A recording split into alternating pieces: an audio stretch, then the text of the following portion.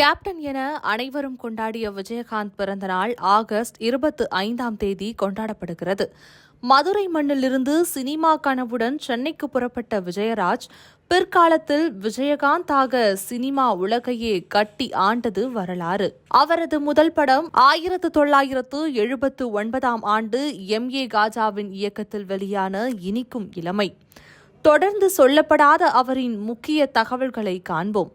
தனது சினிமா வாழ்க்கையில் 54 புதிய இயக்குநர்களை அறிமுகம் செய்தவர் நடிகர் விஜயகாந்த் என தயாரிப்பாளர் டி. சிவா கூறியது குறிப்பிடத்தக்கது. உலக சினிமாவில் இதை வேறு யாரும் செய்திருக்க மாட்டார்கள் எனவும் கேப்டனுக்கு அவர் புகழாரம் சூட்டினார்.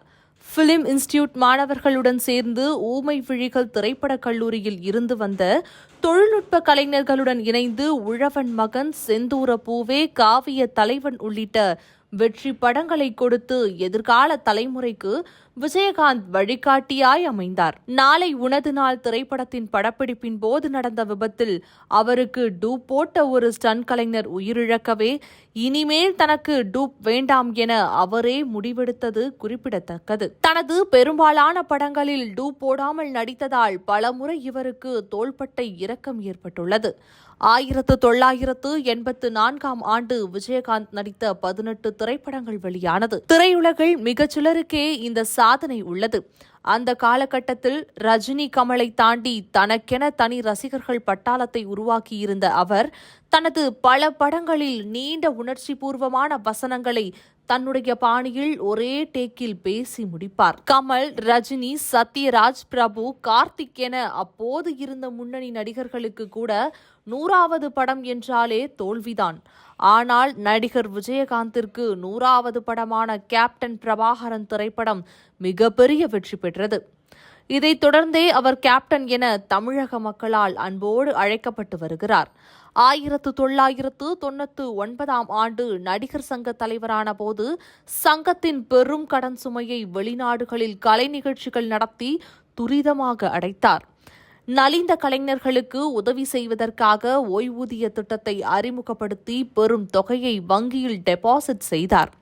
செந்தூர பாண்டி, பெரியண்ணா உள்ளிட்ட படங்களுக்காக விஜய், சூர்யா என அப்போது வளர்ந்து வந்த இளம் நடிகர்களுக்கு அவர் ஆதரவு அளித்தார். பெரும்பாலான உதவி இயக்குநர்கள் வறுமையில் வாடும்போது கண்ணை மூடிக்கொண்டு விஜயகாந்த் வீட்டிற்கு செல்வதை இப்போதும் அவர்கள் நினைவு கூர்கின்றனர். வீடு மற்றும் படப்பிடிப்பு தளத்தில் லைட் யூனிட்டிலிருந்து சவுண்ட் யூனிட்டிலிருந்து அனைவருக்கும் ஒரே சாப்பாடுதான் வழங்க சொல்வார். படப்பிடிப்பு தளத்தில் பாகுபாடு பார்க்காமல் அனைவருடனும் அமர்ந்து ஒன்றாக உணவு உண்பார். நீண்ட காலமாக அரசியல் தொடர்பான கருத்துக்களை முன்வைத்து வந்த ரஜினிகாந்த் போன்ற நடிகர்களே தயக்கம் காட்டி வந்த நிலையில் துணிச்சலாக அரசியல் கட்சி ஒன்றை துவங்கும் முடிவை எடுத்தார் விஜயகாந்த். 2006ஆம் ஆண்டு தேர்தலில் தேமுதிக சார்பில் போட்டியிட்ட வேட்பாளர்களில் விருதாச்சலம் தொகுதியில் போட்டியிட்ட விஜயகாந்த் மட்டுமே வெற்றி பெற்றார் என்றாலும் ஒட்டுமொத்தமாக 27,64,000 வாக்குகளை அந்த கட்சி பெற்றது. இது தமிழக அரசியல் களத்தில் ஒரு 3வது சக்தியாக விஜயகாந்த் உருவெடுப்பதை சுட்டிக்காட்டியது. அந்த தேர்தலில் விஜயகாந்த் ஒருவர்தான் வெற்றி பெற்றிருந்தார் என்றாலும் அது மிகப்பெரிய வெற்றியாகத்தான் இருந்தது. அந்த தருணத்தில் தமிழ்நாட்டின் இருபெரும் கட்சிகளில் ஏதாவது ஒரு கட்சி உடைந்தால் தேமுதிக பெரிதாக உருவெடுக்கும் என எல்லோருமே நினைத்தார்கள். அரசியலில் இருபெரும் தலைவர்களான கருணாநிதி, ஜெயலலிதா ஆகியோர் கோலோச்சிய காலத்தில் 2011ஆம் ஆண்டு தேர்தலில் திமுக மற்றும் அதிமுக கட்சிகள் இவரின் கூட்டணிக்காக காத்திருந்ததை நாடறியும். 2011 சட்டமன்ற தேர்தலில் அதிக இடங்களில் வென்று சட்டமன்ற எதிர்க்கட்சி தலைவரானார் விஜயகாந்த். விஜயகாந்த் கடந்த ஆண்டு டிசம்பர் 28ஆம் தேதி காலமான போது தமிழ்நாடு மட்டுமின்றி ஒட்டுமொத்த இந்தியாவே கண்ணீர் சிந்தியது. அரசியல் தலைவர்கள் தொடங்கி திரைக்கலைஞர்கள், சாமானிய மக்கள் வரை நேரில் சென்று விஜயகாந்திற்கு அஞ்சலி செலுத்தினர்.